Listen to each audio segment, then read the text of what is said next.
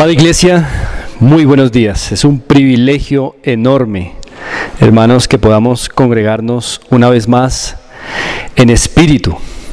Sin embargo, hermanos, siempre quiero hacer mención de ese corazón adolorido que tenemos como iglesia de no poder estar unidos en cuerpo. La congregación en su aspecto físico es muy importante, hace parte del diseño del Señor, hace parte de la necesidad de la localidad de nosotros como iglesia militante. Nuestros abrazos, nuestros ósculos santos, el animarnos los unos a los otros, el reír unos con otros, siempre en torno a situaciones de piedad, el poder cantar juntos, escuchar nuestras voces unidas en oración, en cánticos, el vernos unidos, celebrando la cena del Señor como un solo cuerpo, ofrendando juntos, escuchando juntos la palabra. Todo esto, hermanos,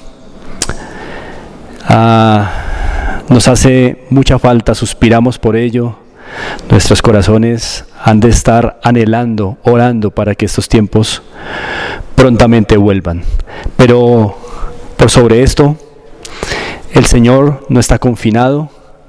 También, como veíamos en la enseñanza anterior, nuestra unidad invisible sigue intacta, un mismo espíritu, una misma fe y una misma cabeza. Así que, hermanos,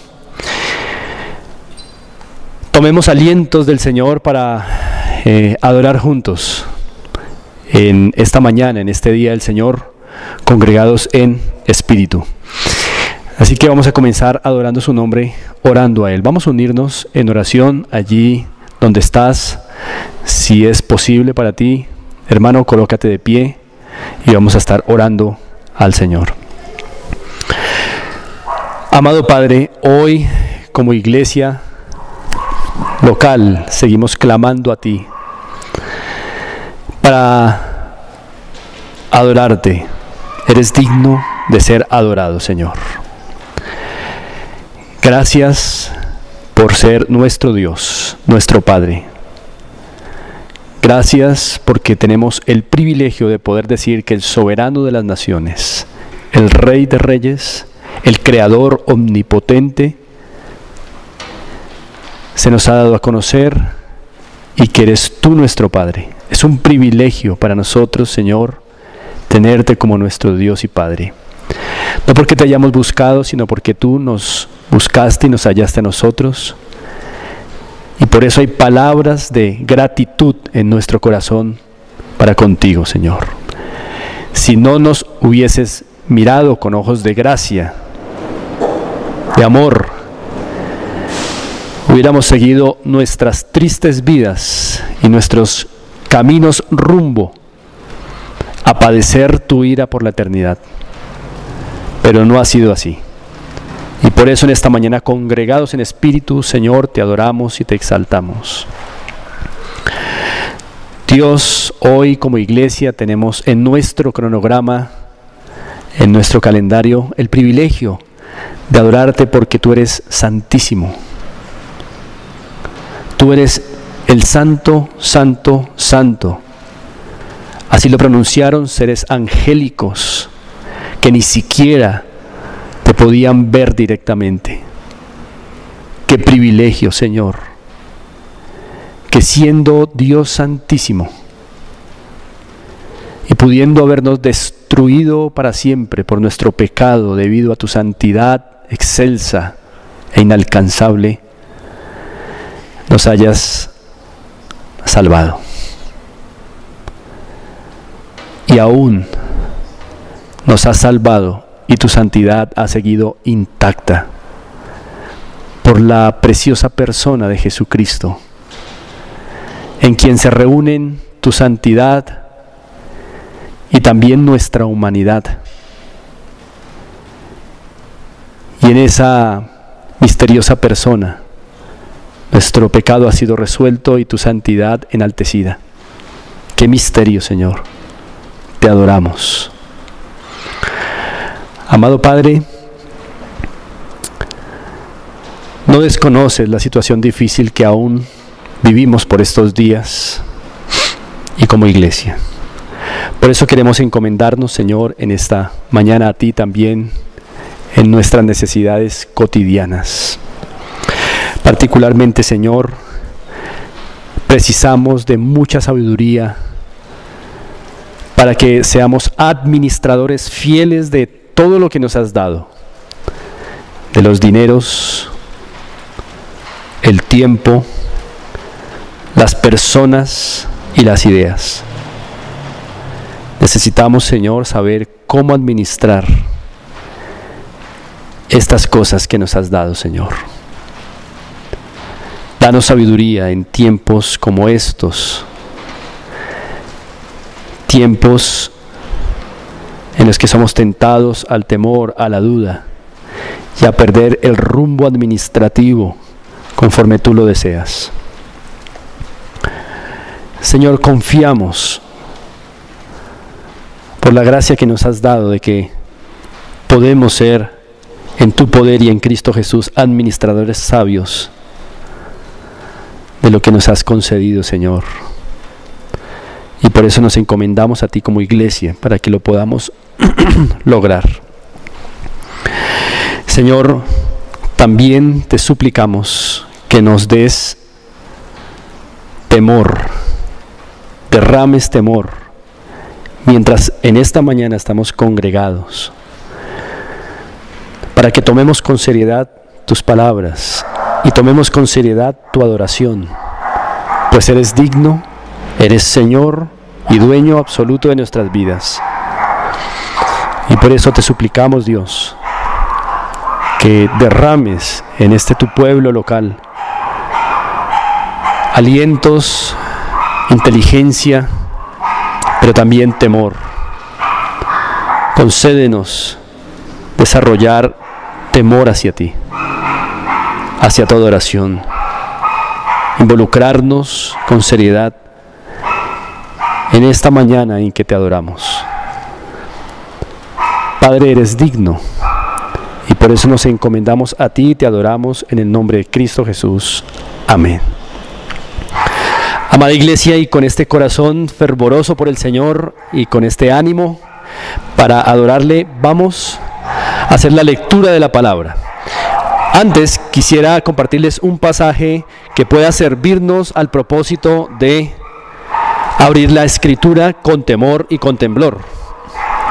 Allí en Isaías 66:2 dice: pero miraré a aquel que es pobre y humilde de espíritu y que tiembla a mi palabra. Los ojos del Señor están muy al tanto de aquellos hijos suyos que tiemblan a su palabra.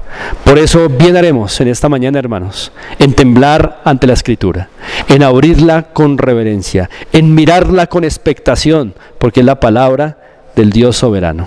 Adoremos leyendo la palabra, y vamos a hacerlo en Proverbios capítulo 1. Recordemos que el domingo pasado terminamos nuestra lectura congregacional del libro completo de los Salmos.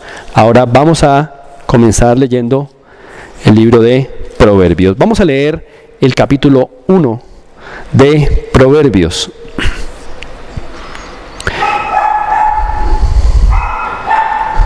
Voy a leerlo a favor de ustedes, y ustedes me siguen con la lectura en sus mentes mientras escuchan mi voz leyendo a favor de ustedes. Leamos Proverbios capítulo 1. Motivo de los Proverbios, verso 1. Los Proverbios de Salomón, hijo de David, rey de Israel, para entender sabiduría y doctrina, para conocer razones prudentes, para recibir el consejo de prudencia, justicia, juicio y equidad, para dar sagacidad a los simples y a los jóvenes inteligencia y cordura. Oirá el sabio y aumentará el saber, y el entendido adquirirá consejo, para entender proverbio y declaración, palabras de sabios y sus dichos profundos. El principio de la sabiduría es el temor de Jehová, Los insensatos desprecian la sabiduría y la enseñanza. Amonestaciones de la sabiduría. Oye, hijo mío, la instrucción de tu padre, y no desprecies la dirección de tu madre, porque adorno de gracia serán a tu cabeza y collares a tu cuello. Hijo mío, si los pecadores te quisieren engañar, no consientas. Si dijeren, ven con nosotros, pongamos acechanzas para derramar sangre, acechemos sin motivo al inocente, los tragaremos vivos como el Seol y enteros como los que caen en un abismo, hallaremos riquezas de toda clase, llenaremos nuestras casas de despojos, echa tu suerte entre nosotros, tengamos todos una bolsa. Hijo mío, no andes en camino con ellos, aparta tu pie de sus veredas, porque sus pies corren hacia el mal y van presurosos a derramar sangre. Porque en vano se tenderá la red ante los ojos de toda ave. Pero ellos a su propia sangre ponen acechanzas y a sus almas tienden lazo. Tales son las sendas de todo el que es dado a la codicia, la cual quita la vida de sus poseedores. La sabiduría clama en las calles, alza su voz en las plazas, clama en los principales lugares de reunión, en las entradas de las puertas de la ciudad, dice sus razones. ¿Hasta cuándo, oh simples, amaréis la simpleza y los burladores desearán el burlar y los insensatos aborrecerán la ciencia? Volveos a mi reprensión. He aquí yo derramaré mi espíritu sobre vosotros y os haré saber mis palabras. Por cuanto Yahvé y no quisisteis oír, extendí mi mano y no hubo quien atendiese, sino que desechasteis todo consejo mío y mi reprensión no quisisteis. También yo me reiré en vuestra calamidad y me burlaré cuando os viniere lo que teméis. Cuando viniere como una destrucción lo que teméis y vuestra calamidad llegare como un torbellino, cuando sobre vosotros viniere tribulación y angustia. Entonces me llamarán y no responderé, me buscarán de mañana y no me hallarán, por cuanto aborrecieron la sabiduría y no escogieron el temor de Jehová, ni quisieron mi consejo y menospreciaron toda reprensión mía. Comerán del fruto de su camino y serán hastiados de sus propios consejos, porque el desvío de los ignorantes los matará y la prosperidad de los necios los echará a perder. Mas el que me oyere habitará confiadamente y vivirá tranquilo sin temor del mal. Este último verso llega en un buen momento debido a toda la situación que estamos viviendo a nivel mundial. Mas el que me oyere habitará confiadamente y vivirá tranquilo sin temor del mal. Mas el que me oyere, amados hermanos, y oímos a Dios a través de su palabra, la cual es nuestro alimento, porque no solo de pan vivirá el hombre, sino de toda palabra que sale de la boca del Señor. Y nos alimentamos de esta palabra a nivel individual, a nivel familiar y como hoy a nivel corporativo en espíritu. Quisiera retomar algo allí en el verso 20. Dice, la sabiduría clama en las calles, alza su voz en las plazas. Verso 21. Clama en los principales lugares de reunión. Y este es un momento, hermanos, congregados, reunidos como asamblea, desde donde se imparte y se expone la sabiduría de Dios.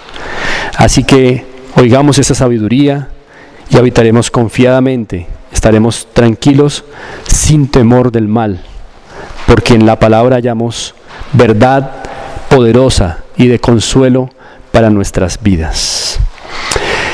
Bien, amados, así que les invito a que pongamos en nuestros labios esa sabiduría que el Señor nos ha dado a través de su palabra, a través de cánticos y alabanza, himnos a Él. Cantemos.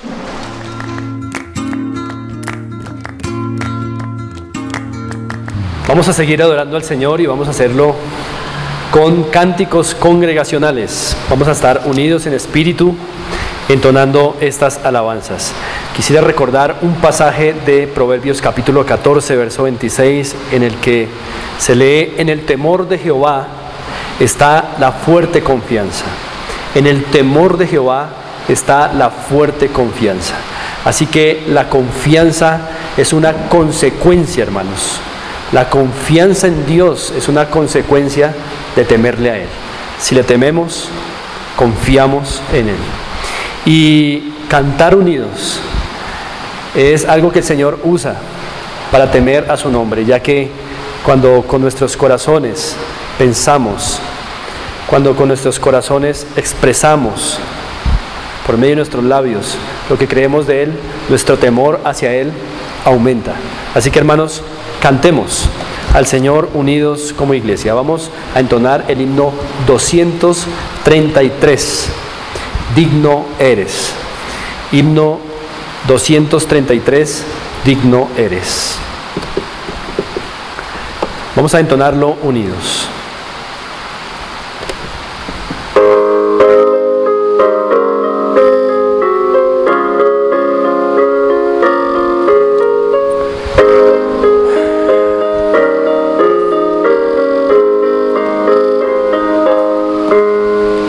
Digno eres, digno eres, digno eres, Señor. Digno de gloria, gloria y honra, gloria y honra y poder.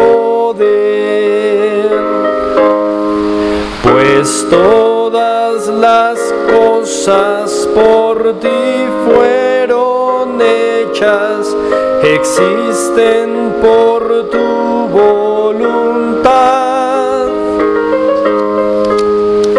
Todo lo creaste para tu gloria. Digno eres, Señor. Digno eres, digno eres, digno eres, Señor. De la riqueza, la fortaleza, de alabanza y honor. Pues fuiste inmolado por nuestro pecado, moriste en nuestro lugar, y con tu sangre nos redimiste. Digno eres, Señor. Amén. Vamos a entonar también el himno 293, oh bondad tan infinita. Adoremos a Dios por su infinita bondad hacia nosotros.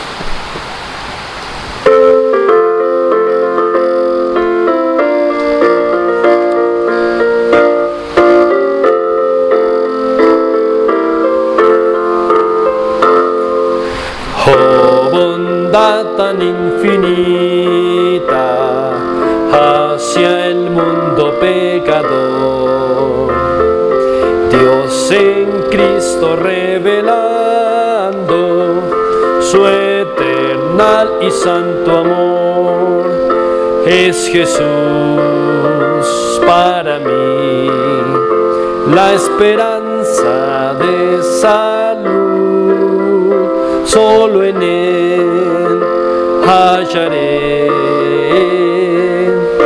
la divina plenitud.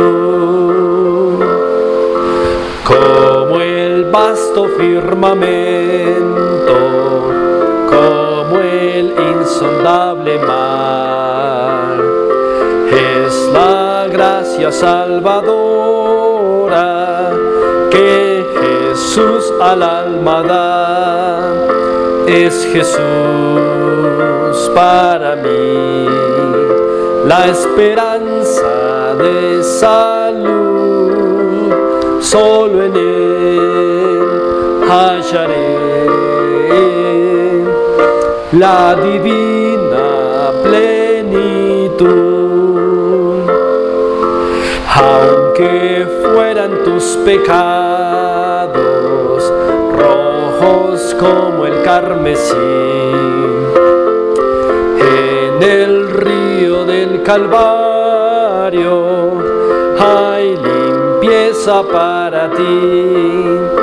Es Jesús para mí la esperanza de salud, solo en Él hallaré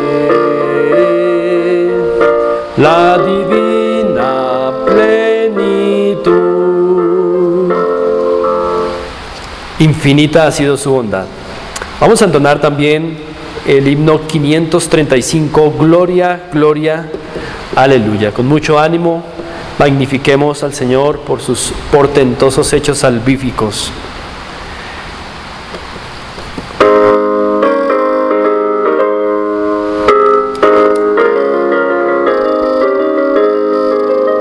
Es el Dios de los ejércitos en quien yo confiaré, y con címbalos de gozo al Señor ensalzaré. Él despide los relámpagos, mas nunca temeré. Él es mi protector. Gloria, gloria, aleluya. Gloria, gloria, aleluya. Gloria, gloria, aleluya. A Cristo doy loor. Con ejército no gana sus victorias el Señor, ni con armas lucha contra Satanás el tentador. La potencia del Espíritu, ha dicho el Dios de amor, es lo que vencerá. Gloria, gloria, aleluya. Gloria, gloria, aleluya. Gloria, gloria, aleluya. A Cristo doy loor. En Belén de Palestina el Señor Jesús nació, y después de 30 años en la cruenta cruz murió. Pero vive para siempre, pues la tumba ya venció. Su nombre alabaré. Gloria, gloria, aleluya. Gloria, gloria, aleluya. Gloria, gloria, aleluya. A Cristo doy loor. Cristo es objeto de nuestro loor, es decir, de nuestra alabanza. Y vamos también a entonar el cántico 338, haciendo memoria también de los hechos salvíficos que nos dieron redención eterna en Cristo Jesús, y por medio de Él también hoy, pensando en la celebración de la Cena del Señor, entonemos este cántico hermoso.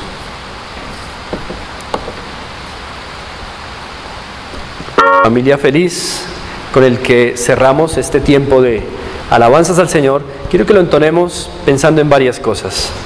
Primero, en que somos verdaderamente una familia feliz en Cristo Jesús, con dificultades, como iglesia militante, con muchos enemigos en esta tierra, nuestra propia carne, el mundo, Satanás, pero somos una familia feliz, unida, cohesionada por un mismo espíritu, una fe viva y nuestra cabeza que es Cristo. Pero también pensando, hermanos, en este tiempo en que estamos confinados, en nuestras familias consanguíneas. Este es un tiempo en el que por el Evangelio deberíamos lograr que también al interior de nuestras familias pudiéramos estar felices por una sola causa, por Cristo Jesús. Así que, hermanos, aprovechemos y redimamos muy bien el tiempo en estos momentos en que estamos en nuestros hogares. Himno 601, Familia Feliz.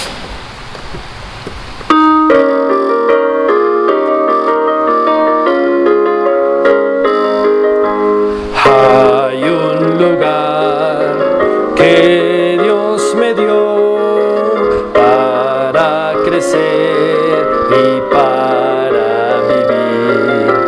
Es el hogar, lugar de Dios, donde el amor puedo sentir. Familia feliz es donde reina Dios. Familia feliz, gran bendición de Dios. Hay un lugar que Dios me dio para crecer y para vivir. Es el hogar, lugar de Dios, donde el amor puedo sentir. Gracias, Padre, por tu iglesia local, por concedernos en este momento congregarnos como un solo cuerpo en espíritu. Señor, desde lo profundo de nuestros corazones clamamos que nos concedas tener la vida para seguirnos congregando, pero también poder volver a congregarnos en alma y cuerpo. Señor, gracias porque somos miembros de tu familia, por tu gracia manifestada a nosotros por medio de Cristo. Por eso te adoramos en el nombre del Señor Jesús. Amén. Amados, vamos a seguir adorando al Señor y vamos preparándonos para la exposición de la palabra.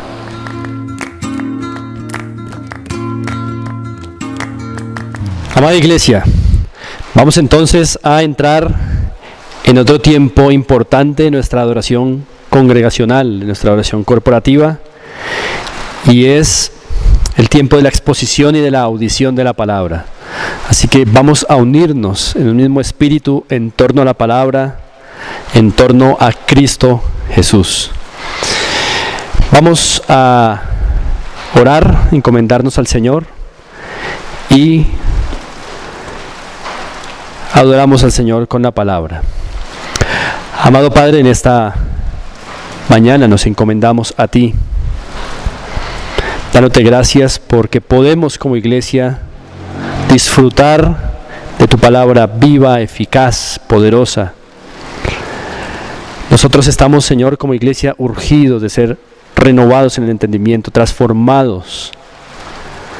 Señor, tenemos grandes necesidades delante de ti, necesidades, Señor, a nivel individual, familiar y también eclesiástica. Necesidades, Señor, en el sentido de glorificarte como tú quieres ser glorificado por la vida de tu iglesia, de cada uno de nosotros. Y por eso, Señor, rogamos que durante este tiempo tú, Señor, nos trates a través de tu palabra. Renueva nuestro entendimiento como iglesia. Te adoramos y te lo pedimos en el nombre de Cristo Jesús. Amén. Bien, vamos a continuar con la serie La Iglesia Militante. Esta es la tercera parte de esta serie. Y recordemos que la primera parte estuvimos viendo la garantía de la iglesia militante. En la segunda parte vimos la invisibilidad de la iglesia militante. Y ahora hoy vamos a ver la visibilidad o la localidad de la iglesia militante. Vamos a ubicarnos en el pasaje que estamos usando para esta serie. Mateo capítulo 28 versos 16 al 20. Vamos a ubicarnos allí, Mateo capítulo 28 versos 16 al 20. Voy a leer estos textos a favor de ustedes. Hermanos, si ustedes allí me siguen en sus mentes. Dice así Mateo capítulo 28, versos 16 al 20. Pero los 11 discípulos se fueron a Galilea, al monte donde Jesús les había ordenado. Y cuando le vieron, le adoraron, pero algunos dudaban. Y Jesús se acercó y les habló diciendo: toda potestad me es dada en el cielo y en la tierra. Por tanto, id y haced discípulos a todas las naciones, bautizándolos en el nombre del Padre, y del Hijo, y del Espíritu Santo, enseñándoles que guarden todas las cosas que os he mandado. Y aquí, yo estoy con vosotros todos los días, hasta el fin del mundo. Amén. El domingo pasado, en la parte 2 de la serie La Iglesia Militante, vimos la invisibilidad de la Iglesia. Eso que a la Iglesia en el mundo la hace una. Algunos aspectos esenciales, internos, no visibles, que nos dan cohesión y unidad universal, un mismo espíritu, una misma fe viva y una misma cabeza que es Cristo. Estos aspectos no son visibles para el mundo y hacen de la Iglesia una sola en el mundo entero. Pero hicimos una pregunta, planteamos una pregunta en la enseñanza del domingo pasado, y fue: pero ¿cómo estos discípulos invisibles en el mundo se organizan en el mundo? Y esa pregunta, y más aún intentar responder esa pregunta, nos lleva a considerar el otro aspecto importante de la Iglesia que milita en esta tierra, el aspecto de su visibilidad o de su localidad. Juntos términos expresan la misma idea. Así que con esto estamos viendo entonces, hermanos, dos caras de la Iglesia. Un aspecto que hemos denominado su invisibilidad, que es lo que nos hace una, y otro aspecto que vamos a ver hoy, que es su visibilidad, y tiene que ver ya con la forma externa que esta Iglesia invisible adquiere en el mundo, su forma visible. Quiero recordar una vez más que utilizamos el adjetivo militante para calificar a la Iglesia, debido a que la Iglesia en este tiempo, antes de la segunda venida de Cristo, trabaja para Cristo, sirve a Cristo, extiende el reino de Cristo, pero lo hace en una continua batalla contra la carne, contra el mundo y contra Satanás. Así que, hermanos, cuando hablamos de la visibilidad o la localidad de la Iglesia, nos estamos refiriendo concretamente a la necesidad de que la Iglesia invisible, que es una en el mundo, se exprese en iglesias locales. Por eso, localidad de la Iglesia. Una vez más, cuando utilizamos esa expresión localidad o visibilidad de la Iglesia, nos estamos refiriendo a la necesidad de que la Iglesia universal se exprese de manera visible en iglesias locales.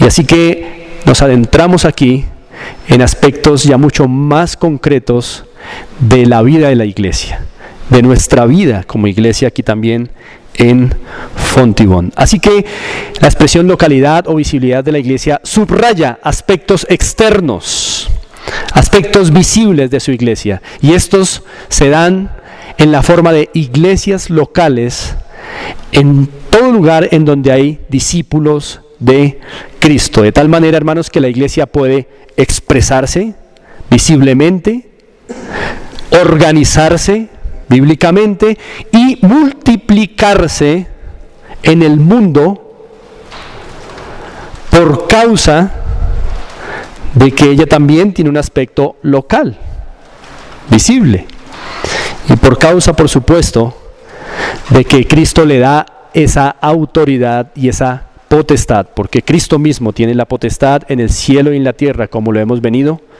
subrayando. Así que si la Iglesia se expresa, si la Iglesia se organiza y se multiplica, es porque Cristo le ha dado esa potestad de expresarse visiblemente en el mundo. Entonces, amados hermanos, durante este tiempo en que vamos a estar compartiendo hoy sobre la localidad o la visibilidad de la iglesia militante, vamos a estar respondiendo la pregunta de cómo los discípulos se organizan en el mundo. Y allí en Mateo capítulo 28, versículo 19, comenzamos a encontrar la respuesta a esa pregunta. Y esta respuesta nos va a ir dando el porqué de la localidad o visibilidad de la iglesia. Allí en el versículo 19 dice: por tanto, id a ser discípulos a todas las naciones. Hasta ahí vimos que se enfatizan o subrayan aspectos de la invisibilidad de la iglesia. Pero a partir del bautizándolos, se empiezan a subrayar los aspectos visibles o la localidad de la iglesia. De tal manera que cuando intentamos responder la pregunta ¿cómo se organizan los discípulos de la iglesia invisible en el mundo? ¿Cómo se organizan en el mundo? La primera respuesta que podríamos dar es que se requiere que la iglesia sea visible o sea local para que estos discípulos se organicen a través de el bautismo y a través de la enseñanza. Por eso vemos en el versículo 19 que esos discípulos en todas las naciones deben ser bautizados en el nombre del Padre, del Hijo y del Espíritu Santo, y se les debe enseñar que guarden todas las cosas que Jesús ha mandado. Y así entonces Cristo estará con esos discípulos todos los días hasta el fin del mundo. De tal manera, hermanos, que se requiere de que la iglesia sea visible, que sea local, para que los discípulos se puedan organizar en el mundo. Primero, ¿cómo? Versículo 19, bautizándolos. Eso quiere decir que la acción de bautizar es una manera en que la iglesia se organiza. Y para que ese orden se dé, es necesario que hayan iglesias locales, es decir, iglesias visibles al mundo, ya que no se puede practicar un bautismo universal. Sería absurdo. Si el Señor ordenó que dentro de la misión está bautizar discípulos, allí donde los hay en cada nación, entonces es claro que se precisa de una iglesia organizada, local, visible, para que pueda llevar a cabo el bautizo de los discípulos que se encuentran en cada nación del mundo. Por eso es que no hay un bautismo universal, hablando de este bautismo que se menciona en el versículo 19 de Mateo 28. Entonces, bautizándolos. Ahora, hagamos algunas preguntas en torno a ese bautismo. ¿A quiénes manda el Señor bautizar? Bueno, a discípulos. Y tendríamos entonces, hermanos, que definir qué es un discípulo. Y en esto quiero, hermanos, que podamos meditar sobre las características de lo que es un discípulo a la luz de estos versículos. Ya podemos ver por el versículo 19 que un discípulo es un aprendiz o un seguidor de Cristo como consecuencia de haberle creído. Eso lo subrayamos en la enseñanza de hace 8 días. Un discípulo es uno que sigue a Cristo, es uno que obedece a Cristo, es un aprendiz de Cristo como consecuencia de haberle creído. Y esa fe que es dada por el Señor tiene un medio: la predicación del Evangelio. No obstante, vemos aquí algunas características adicionales de lo que es ser un discípulo. Hermanos amados, estemos pensando y meditando profundamente en esto. Vemos que un discípulo también es uno que se bautiza en el nombre del Padre, del Hijo y del Espíritu Santo. Vemos en el verso 20 que un discípulo también es uno que está expuesto a constante enseñanza de lo que Jesús ha dicho. Y también vemos en el versículo 20 que un discípulo es aquel que está disfrutando de la compañía fortalecedora y consoladora del Señor Jesús. Eso lo vemos entre los versos 19 y 20. Así que recapitulemos. Un discípulo es uno que sigue a Cristo como consecuencia de haberle creído. También es uno que se bautiza en el nombre del Padre y del Hijo y del Espíritu Santo, es decir, que pertenece al Padre, pertenece al Hijo, pertenece al Espíritu Santo. Y también, según el verso 20, es uno que está expuesto a enseñanza permanente acerca de las cosas que Jesús ha ordenado. Y también un discípulo es uno que puede comprobar en su vida la compañía fortalecedora y consoladora de Cristo hasta el fin del mundo. Hermanos, a juzgar por estas características que vemos aquí de lo que es un discípulo, tenemos que meditar si en verdad lo somos, si estamos involucrados en lo que es la vida del discípulo, si estamos evidenciando las características bíblicas de lo que es un discípulo. Ahora bien, el bautismo es para discípulos, pero ¿qué significa bautizar? Esto es importante. Y aunque esta enseñanza no es sobre el bautismo, me gustaría por lo menos recordar la idea básica que está inmersa en el concepto de bautizar. Y siempre me gusta usar esta ilustración para poder explicarlo. Algunos que ya pasamos de cierta edad, recordamos en nuestra niñez y parte de nuestra juventud una cajita que se llamaba Iris. Eran colorantes. Muchas veces, o por lo menos es el caso nuestro, no teníamos para estrenar ropa. Entonces nuestra solución era la cajita de Iris.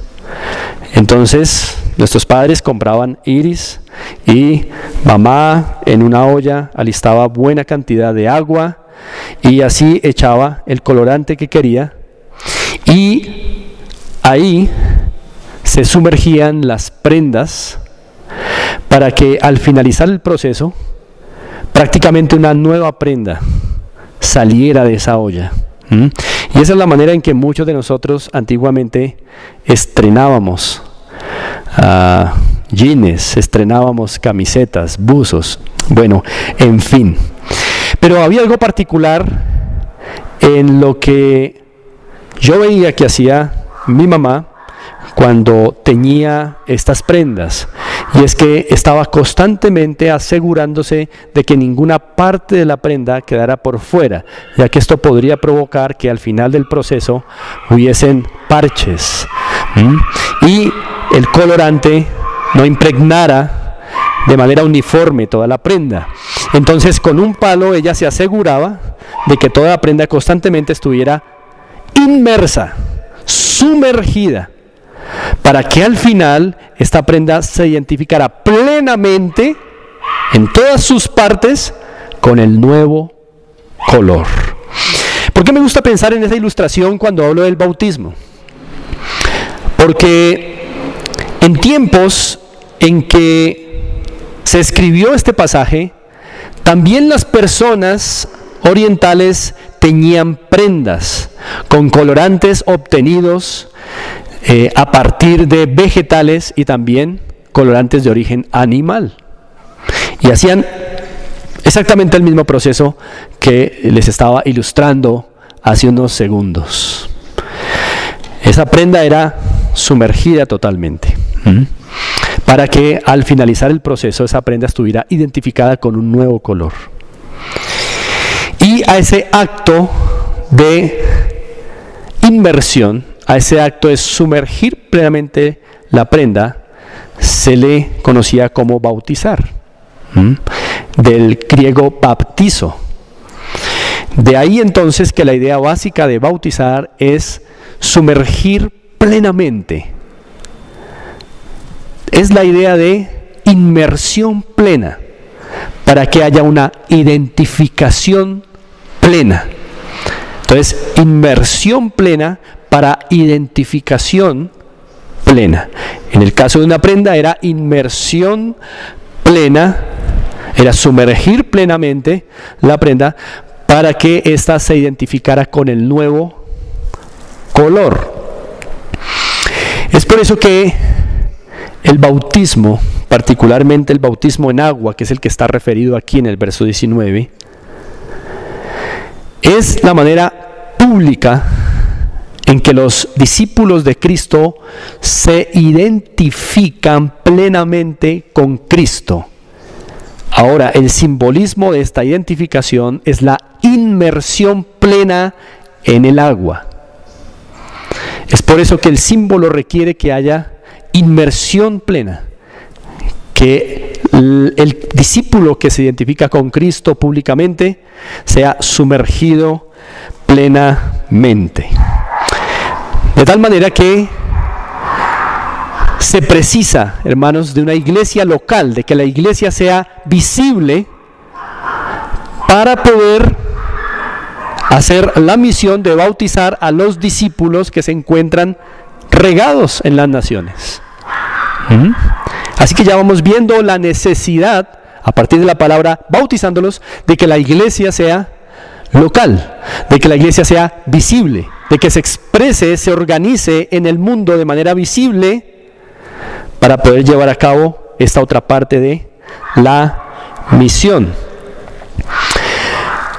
Así que, hermanos, el bautizándolos en el nombre del Padre, del Hijo y del Espíritu Santo refleja la necesidad de que la iglesia sea local, de que la iglesia militante sea local, debido a que no se puede hacer un bautismo universal o en espíritu en el mundo.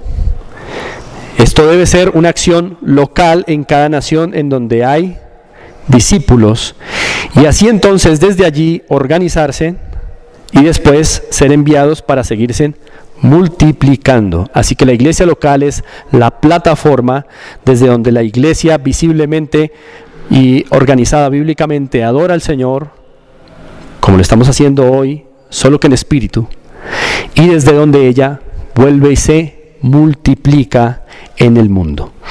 Bueno, pero no solo bautizándolos en el nombre del Padre nos enseña que se precisa de que la iglesia sea local, visible, sino también en el verso 20 el requisito de enseñándoles. Así que enseñándoles también es otra manera en que los discípulos en el mundo se organizan, no solo bautizando a los discípulos, sino también enseñando a los discípulos.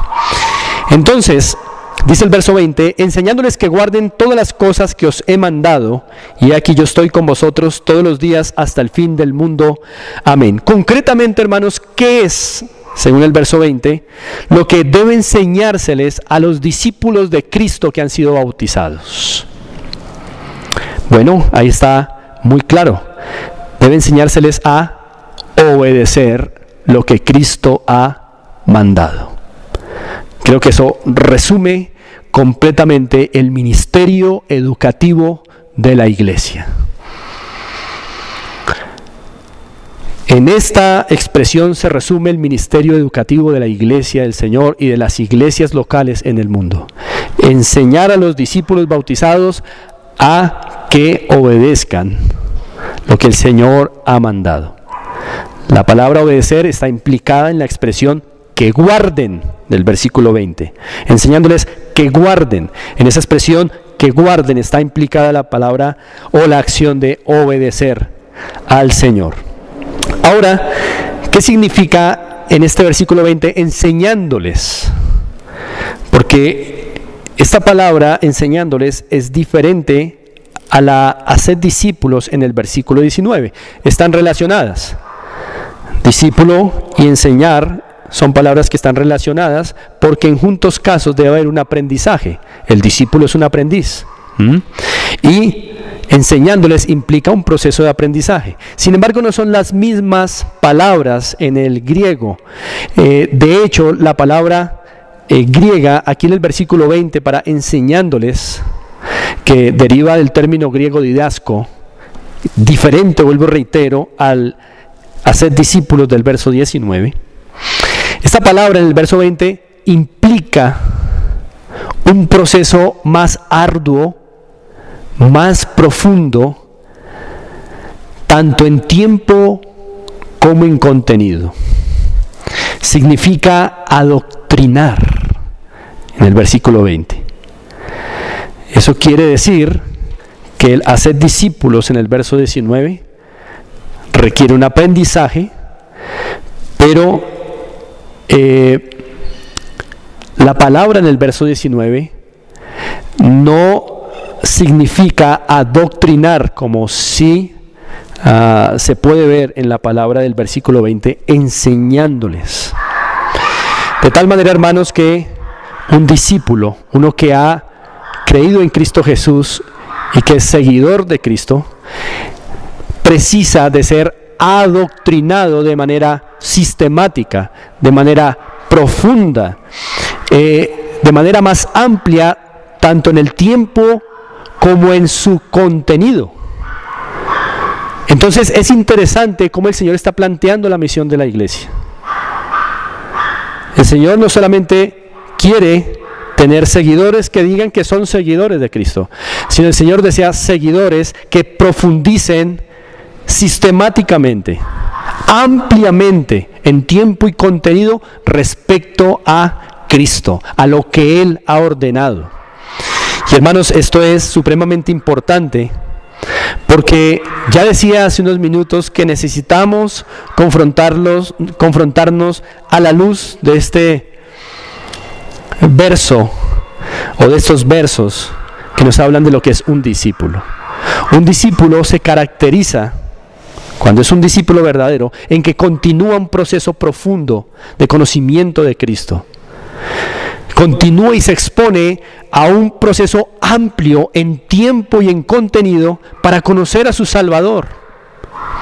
De tal manera que si no podemos comprobar en nuestra vida esa consistencia, esa permanencia en ser adoctrinados, hermanos, tenemos que revisar qué está pasando con nuestra vida.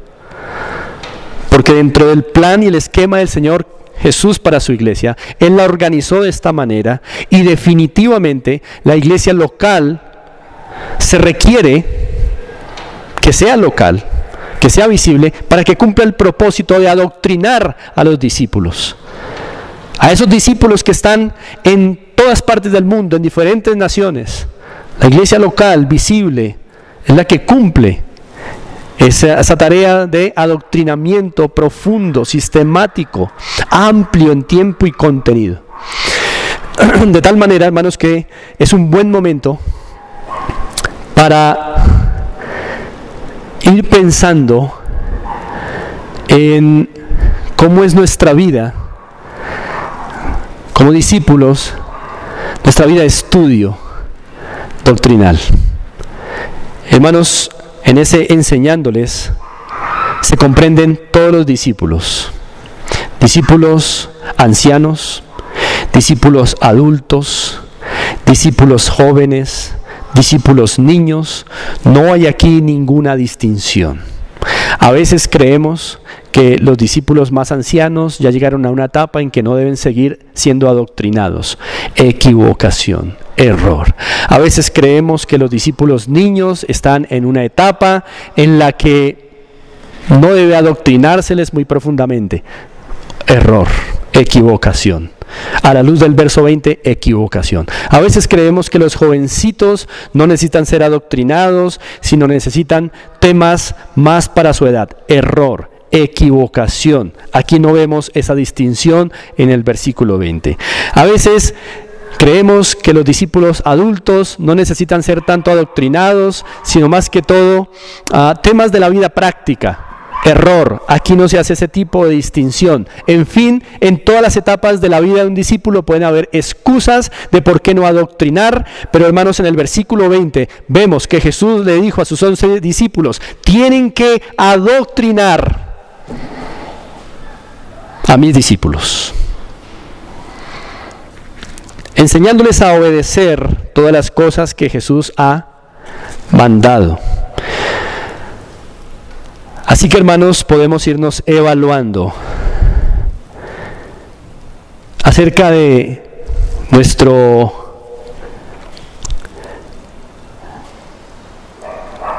nuestra situación como discípulos de Cristo. Y, hermanos, esta iglesia en Fontibón constantemente está preocupada por proveer a los discípulos adiestramiento doctrinal. Estamos siempre preocupados para que reciban enseñanzas para que ustedes aprendan a obedecer al Señor Jesucristo en lo que Él ha mandado. Así como nosotros mismos somos también aprendices de Cristo Jesús. La pregunta es, ¿estamos aprovechando todos esos recursos desde la iglesia local? ¿O más bien tenemos un discipulado? ¿O somos ese tipo de discípulos que engañosamente creemos que solo hacemos parte de la iglesia universal, pero no de las responsabilidades locales, como se muestran aquí en estos versículos? Hermanos, entonces, enseñándoles que guarden todas las cosas que os he mandado, supone que cada verdadero discípulo tiene que estar expuesto a un adoctrinamiento permanente en el tiempo hasta que fallezca. Tiene que estar expuesto a adoctrinamiento respecto a lo que Cristo ha ordenado para que tengan bases sólidas para obedecerle. Si un discípulo no está involucrado en este adiestramiento, una de dos: o no es un verdadero discípulo, o dos, es un discípulo que va a fracasar en su vida. Por supuesto, hay que mirar en qué niveles se da este adiestramiento, este adoctrinamiento. Hay esposas que no pueden salir ahora de sus casas y atender sus hogares para entrar a un curso de doctrina. No se trata de eso. Pero una esposa debe estar siendo adoctrinada por su esposo. Y si no tiene un esposo que le pueda adoctrinar, hay muchas maneras, hoy día, herramientas que tenemos como iglesia, que le dejan sin excusa para adoctrinarse. Pero por sobre todo a los hombres, no hay excusa para no adoctrinarse. No hay ninguna excusa para no adoctrinarse a la luz del plan del Señor para su iglesia. Hay muchas maneras en que podemos ser enseñados a guardar todas las cosas que Cristo ha mandado. Así que entonces, la primera implicación de ese enseñándoles es que todo verdadero discípulo de Cristo debe estar expuesto a adoctrinamiento, a enseñanza continua, sistemática, profunda, progresiva, en el tiempo hasta que muera. Y lo segundo también, hermanos, que se implica en ese enseñándoles, es que una iglesia verdadera constantemente está preocupada por enseñar sobre lo que Cristo ha mandado, en lugar de estar enseñando fábulas, mitologías y cuentos absurdos de la filosofía y de otras ciencias humanas. Palabra de Cristo. Así que está implicado la necesidad de que una iglesia sea local y que esta iglesia local enseñe solamente lo que Cristo ha dejado para la iglesia. De tal forma, amada iglesia, que por eso las iglesias virtuales no funcionan. Y voy a explicar por qué. Porque el adoctrinamiento en las Escrituras se da no solamente con enseñanza verbal, sino también se da con enseñanza vivencial o experiencial. ¿Qué quiere decir eso? Que los discípulos son adoctrinados debido a lo que escuchan de sus maestros y debido también a lo que ven de sus enseñadores o de sus maestros.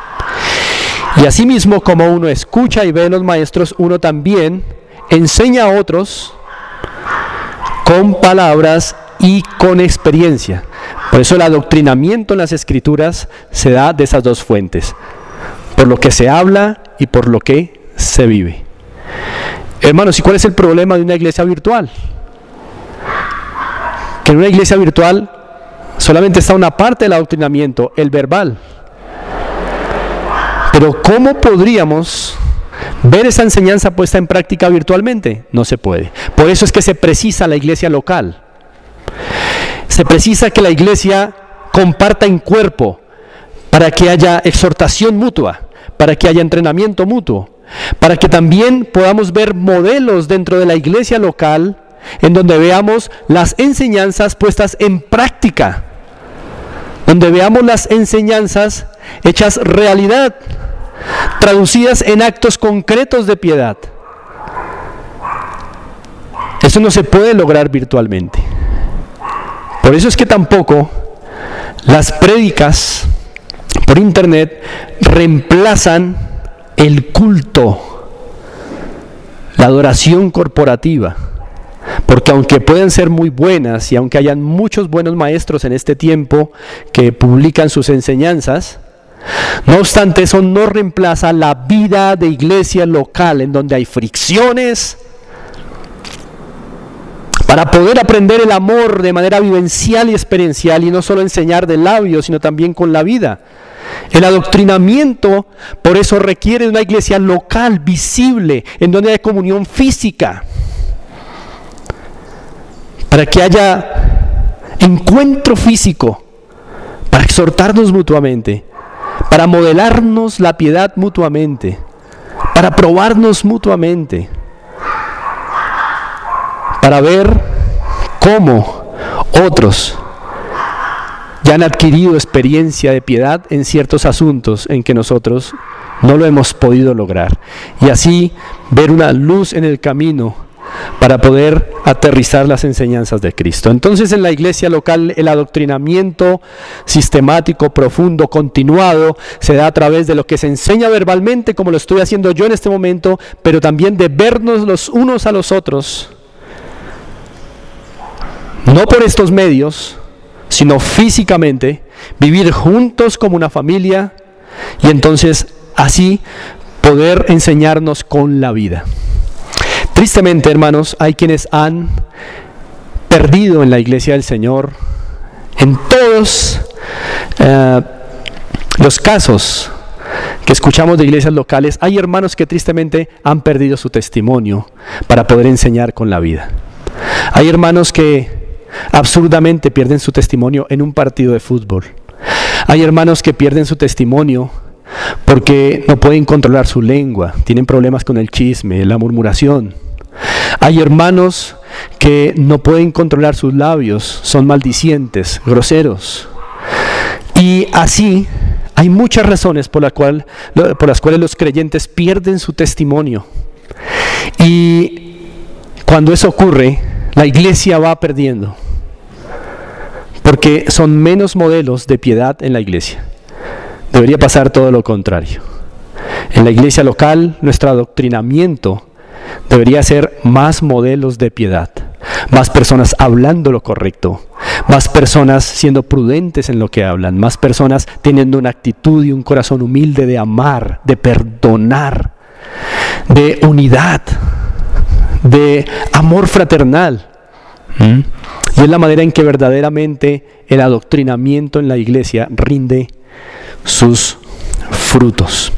Quisiera compartirles esta lectura. Dice así: no existe adoctrinamiento verdadero caminando solos. No existe adoctrinamiento verdadero sin vida de comunión con otros. No existe adoctrinamiento verdadero sin tratos personales permanentes con el prójimo. Y no existe adoctrinamiento verdadero sin constante visualización de modelos humanos de piedad para aprender a obedecer al Señor. Hermanos, por eso se precisa que la iglesia no solo sea invisible, sino que esta iglesia invisible se exprese de manera visible en iglesias locales en donde logramos ser adoctrinados de esta manera, enseñándoles que guarden todas las cosas que os he mandado. Por eso, hermanos, rogamos que en medio de esta providencia que estamos viviendo, volvamos pronto a reunirnos en cuerpo, porque aunque sabemos que estamos unidos en espíritu, necesitamos estar físicamente los unos con los otros. Por eso, hermanos, fortalezcámonos y preparémonos para que cuando el Señor nos permita otra vez volvernos a reunir como uno solo, hayan más modelos de piedad, de amor, de perdón, de fraternidad, de sabiduría, para que podamos ser adiestrados y cumplir así la misión de Cristo en la iglesia local, de enseñarnos los unos a los otros a guardar las cosas que el Señor mandó.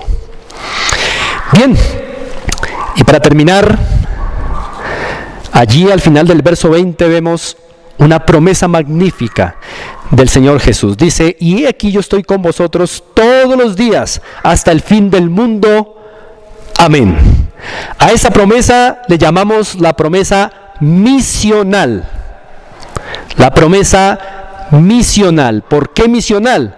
Porque es la promesa específica del Señor Jesús para la iglesia en su misión de extender el reino de Cristo en el mundo.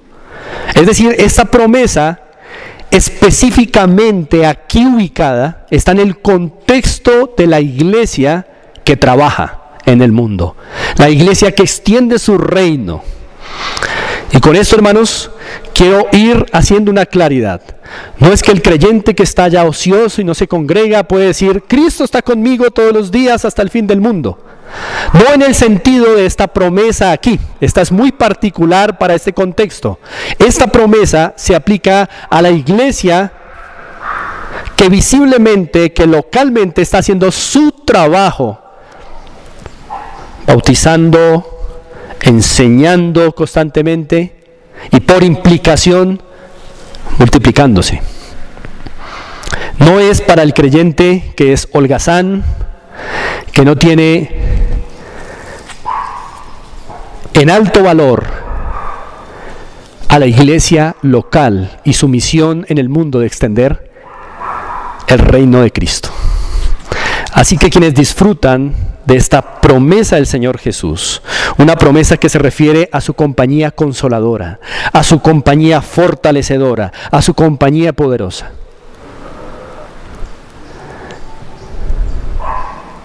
quienes están valorando la iglesia local pueden contar con esa promesa en este contexto. Así que, hermanos, una segunda manera en que vemos la localidad de la iglesia o la visibilidad de la iglesia o la necesidad de que la iglesia sea local, sea visible, es por el hecho de que solamente se puede disfrutar de esta promesa si la iglesia está trabajando de manera visible. ¿Cómo? Bautizando a los discípulos, enseñando a los discípulos.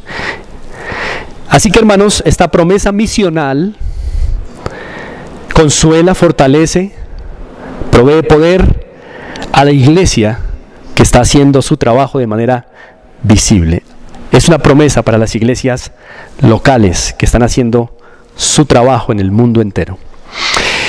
Quisiera que miráramos un pasaje de cómo se cumple esta promesa misional en la vida de los creyentes de la iglesia primitiva, organizados bíblicamente y haciendo su trabajo. Vamos a Hechos capítulo 5. Hechos capítulo 5.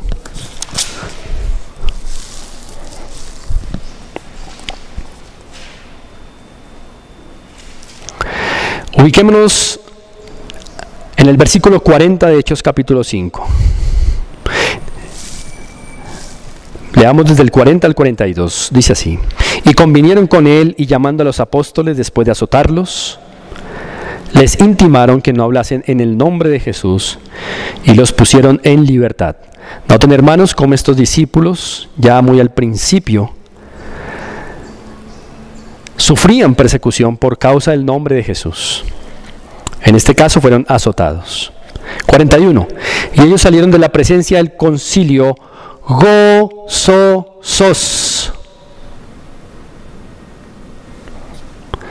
Esto es imposible en una experiencia natural de haber sido azotado. Lo único que explica este gozo es que el Señor Jesús prometió su presencia consoladora, fortalecedora y su poder para la iglesia que está haciendo su trabajo. Yo estoy con vosotros todos los días hasta el fin del mundo, una promesa misional. Y por eso salieron gozosos de haber sido tenidos por dignos de padecer afrenta por causa del nombre. Y el verso 42, y todos los días en el templo y por las casas no cesaban ¿de qué? De enseñar. Noten cómo están cumpliendo la comisión de Cristo y predicar a Jesucristo. Así que esta promesa de estoy con vosotros hasta el fin del mundo no es para creyentes holgazanes, ni que no tienen ningún respeto, ni tienen ningún aprecio la iglesia local. Es para los que, involucrados con la iglesia local, tienen una visión de extender el reino y trabajan unidos con otros por ello. No es para el creyente desprendido, es para el creyente unido con su iglesia local, extendiendo el reino de Cristo. Y es un consuelo saber que contamos con esa promesa de Cristo, siempre y cuando, hermanos, nos encontremos unidos como iglesia local, haciendo la labor. Así que, hermanos, esta promesa de Cristo, esta promesa misional, también refleja la necesidad de que la iglesia sea local, visible. Porque es la única manera, haciendo la labor de manera visible en el mundo local, que la iglesia puede disfrutar del cumplimiento de esta promesa. Una promesa que implica una presencia prometida de consuelo, de fortaleza y de poder para los discípulos organizados en iglesias locales. Así que, hermanos, el cumplimiento de esta promesa no es individual, ni es universal, sino es local. Cada iglesia va recibiendo esta promesa del Señor en la medida que está trabajando unida. No es para el creyente apartado, no es para el creyente holgazán, no es para el creyente que tiene poco a la iglesia local. Es para la iglesia local que está trabajando unida. Es para ese grupo de hermanos que trabajan en pro de hacer avanzar el reino de Cristo. Y esto termina con un amén.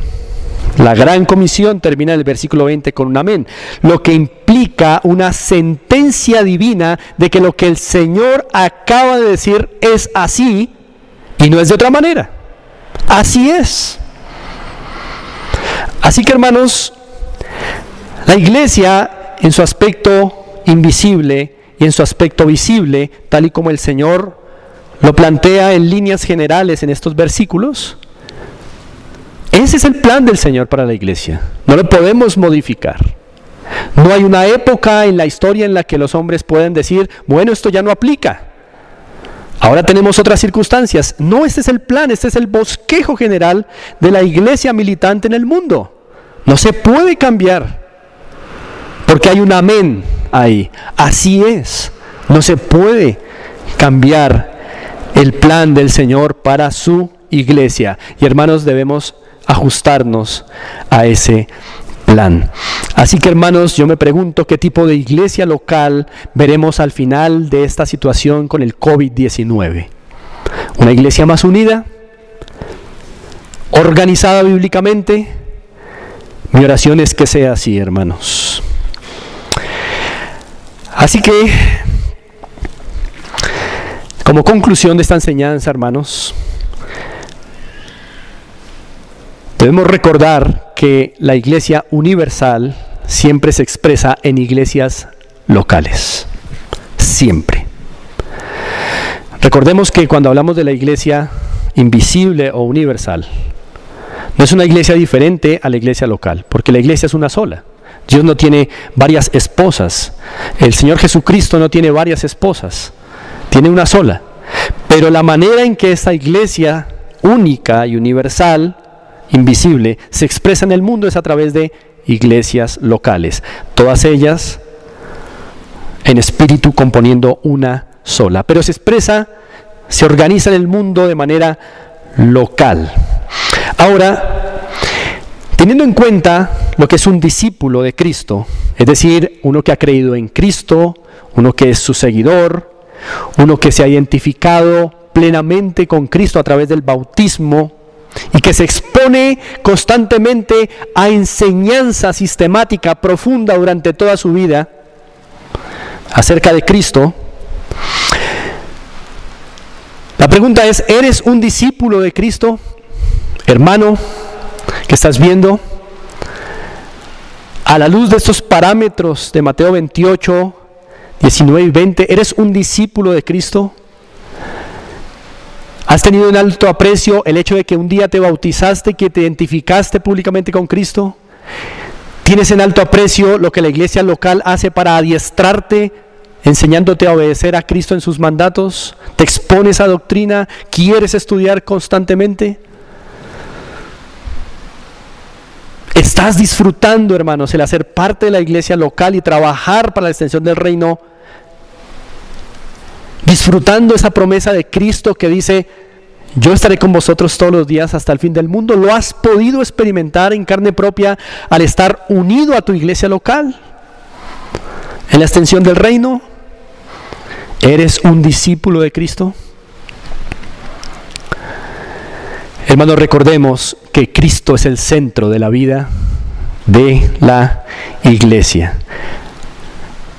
Actuamos como iglesia local, nos expresamos visiblemente, hacemos la misión en el mundo porque Cristo nos dio la potestad de hacerlo, porque Él tiene toda potestad en el cielo y en la tierra. Por eso bautizamos, por eso enseñamos a los discípulos y por eso nos multiplicamos por causa de Cristo, su autoridad. Él es central en la vida de la iglesia.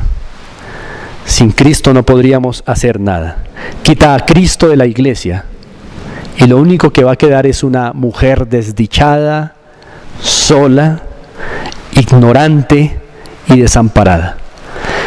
Pero la iglesia con Cristo lo es todo. Es una mujer, una esposa útil, no desamparada, bien acompañada, bien fortalecida para hacer su misión en el mundo. Una pregunta más para todos y particularmente a los amigos que puedan estarnos viendo. ¿Amas a la iglesia local? ¿Amas a la iglesia local? La iglesia es la esposa de Cristo. Si a mí alguien me dijera, Andrés, te invito a almorzar, pero por favor solo, no vayas con tu esposa, me enojaría muchísimo. E inmediatamente diría, no iré. A donde voy yo, también debe ser bienvenida mi esposa. ¿Qué tal si tú eres de los que dicen, yo amo al Señor, pero no amo a mi iglesia local? Qué horrenda contradicción. Qué horrible contradicción. No se puede amar al Señor sin amar a su esposa. Visiblemente expresada en la iglesia local. Así que, amado, si tú afirmas amar al Señor y no amas a la iglesia local, quieres trabajar como el llanero solitario, no te unes a tu iglesia local para disfrutar de la promesa de compañía del Señor Jesús, entonces evalúa por qué está pasando esto. Y si en tu evaluación concluyes que definitivamente no amas a la esposa de Cristo, puede ser que no eres verdaderamente un creyente, como lo dice la primera epístola del apóstol Juan. Debes arrepentirte de tu pecado, un pecado muy grave, y creer en Cristo Jesús, y serás salvo. Cuando el Señor llamó a Pablo, le dijo a Pablo: ¿por qué me persigues? Bueno, Pablo no estaba persiguiendo directamente al Señor, ni siquiera lo conocía.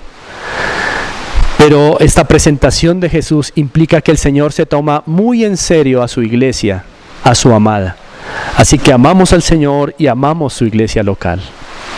Amados hermanos, mucho ánimo, que la palabra infunda aliento a nuestras vidas para tener celo santo por el Señor, ser transformados y crecer como iglesia local. Todos estos aspectos que hoy hemos visto en líneas generales, vamos a estarlos profundizando en todo lo que resta, Dios mediante, de esta serie La Iglesia Militante. Oremos. Dios bueno, te damos muchas gracias en esta mañana por concedernos tu palabra. Te damos muchas gracias, Señor, en el nombre de Cristo Jesús, y rogamos que podamos ser profundamente afectados para poder amar la iglesia local en la que nos has colocado y poder, Señor, extender tu reino unidos, hacer tu trabajo juntos, para que podamos como iglesia local disfrutar de esta preciosa promesa de nuestro precioso Salvador, de que estará con nosotros todos los días hasta el fin del mundo. Amén. Bien, amados, y así como adoramos al Señor en torno a su palabra, vamos a hacerlo también con las ofrendas. Cada jefe de familia, cada creyente encargado allí en su casa va a tener, a partir de ahora, este tiempo de recoger las ofrendas en su casa. Y preferiblemente hacerlo, hermanos, en sobres. Y hermanos, sigamos adorando al Señor. Vamos a pasar a un momento importante en nuestra adoración corporativa y vamos a celebrar juntos la cena del Señor. Así que, hermanos, preparémonos para este momento precioso. Sé que allí en sus casas ya tienen listos los alimentos, así que, amados, preparémonos para estar en comunión, en espíritu, como un solo cuerpo, celebrando la cena.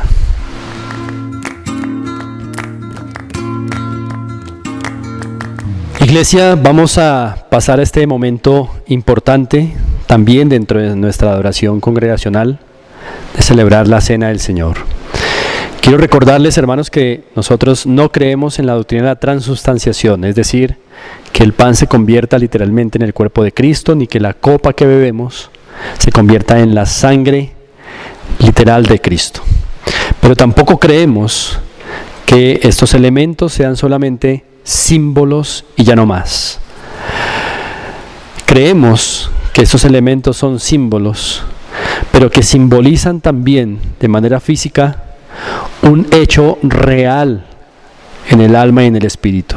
Y es que cuando unidos celebramos la cena del Señor a través de estos símbolos, así como nuestros cuerpos comen este pan y esta copa, nuestras almas también están comiendo y bebiendo de Cristo, es decir, están siendo aprovechadas de Cristo Jesús. Por eso siempre celebramos la cena del Señor con gran expectativa de lo que obtendremos del Señor.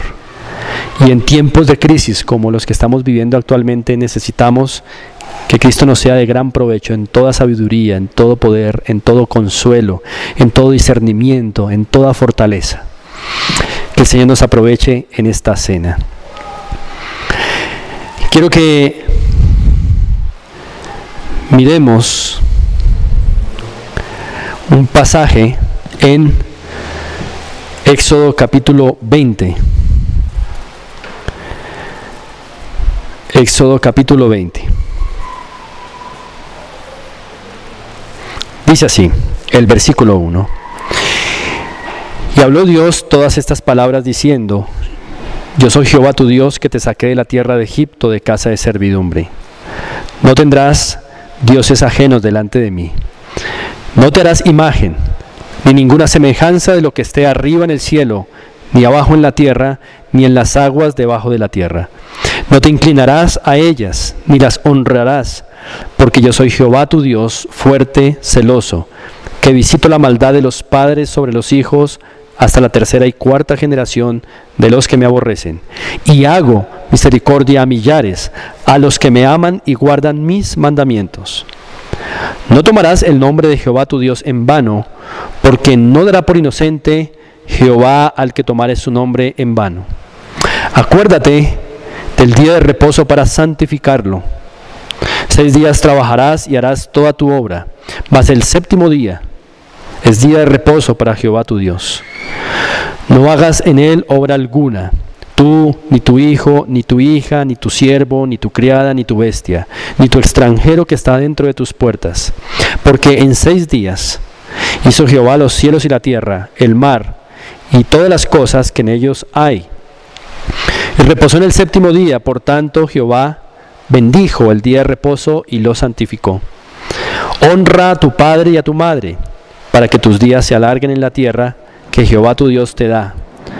No matarás, no cometerás adulterio, no hurtarás, no hablarás contra tu prójimo falso testimonio, no codiciarás la casa de tu prójimo, no codiciarás la mujer de tu prójimo, ni su siervo, ni su criada, ni su buey, ni su asno, ni cosa alguna de tu prójimo. Oremos. Señor y Dios, debemos reconocer que nacimos quebrantando absolutamente tus mandamientos y que durante toda nuestra vida nos hemos dedicado a quebrantar tus santos mandamientos. Sabemos, Señor, que la sentencia para los que quebranten tu ley es la muerte eterna. Y Señor, nosotros nacimos bajo esta sentencia. Pero Dios, hoy como pueblo redimido, rescatado por tu gracia, tenemos otras palabras que decir, palabras de gratitud, porque esa sentencia ya no es para nosotros. La llevó Cristo por nosotros y es lo que recordamos, Señor, celebrando tu cena. Dios, por eso te agradecemos por tu provisión más preciosa para nosotros, Cristo Jesús. Y concédenos provecho de Cristo. Celebramos esta cena con gran expectativa y con fe en nuestros corazones de lo que harás en nosotros, limpiándonos de nuestro pecado, fortaleciéndonos para toda santidad y gloria tuya. En Cristo Jesús te adoramos. Amén. Hay nuevas palabras en nuestra boca por causa de la gracia del Señor. Dice la Escritura: Dios volverá a tener misericordia de nosotros, sepultará nuestras iniquidades y echará en lo profundo del mar todos nuestros pecados. Cumplirá la verdad a Jacob y a Abraham la misericordia, que juraste a nuestros padres desde tiempos antiguos. Y dice aquí también: ¿qué Dios como tú, que perdona la maldad y olvida el pecado del remanente de tu heredad? No retuvo para siempre su enojo, porque se deleita en misericordia. Amados hermanos, eso es lo que celebramos hoy. Nuestro Señor nos mostró a nosotros misericordia. No hay Dios como Él, que perdona nuestra maldad, ha olvidado nuestro pecado para siempre y ha tenido misericordia de nosotros, echando en lo profundo del mar todos nuestros pecados. Así, hermanos, preparémonos para recordar la razón, los hechos salvíficos por los cuales hoy hacemos de estas palabras del profeta Miqueas nuestras palabras también. Vamos a leer las palabras de institución que nos facultan para celebrar como iglesia la cena del Señor.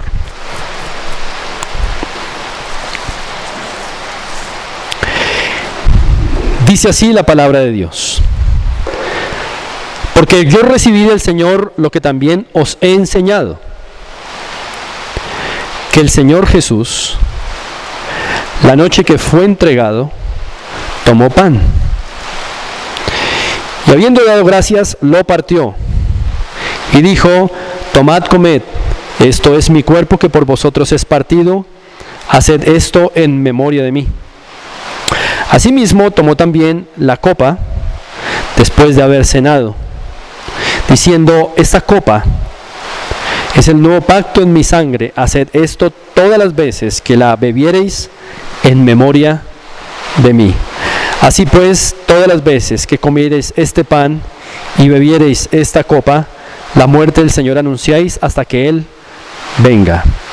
Dios soberano, con fe y con expectativa, recordamos los hechos salvíficos de Cristo Jesús, por medio de los cuales hemos sido nosotros rescatados, salvados, y ahora pueblo de tu propiedad. Y Señor, expectantes de el provecho que vamos a tener y que estamos teniendo de nuestro precioso Salvador. Te honramos en el nombre de Cristo Jesús y te damos gracias por Cristo Jesús, por su vida, que es nuestra vida. Amén. Hermanos, en memoria de Cristo, comamos y bebamos.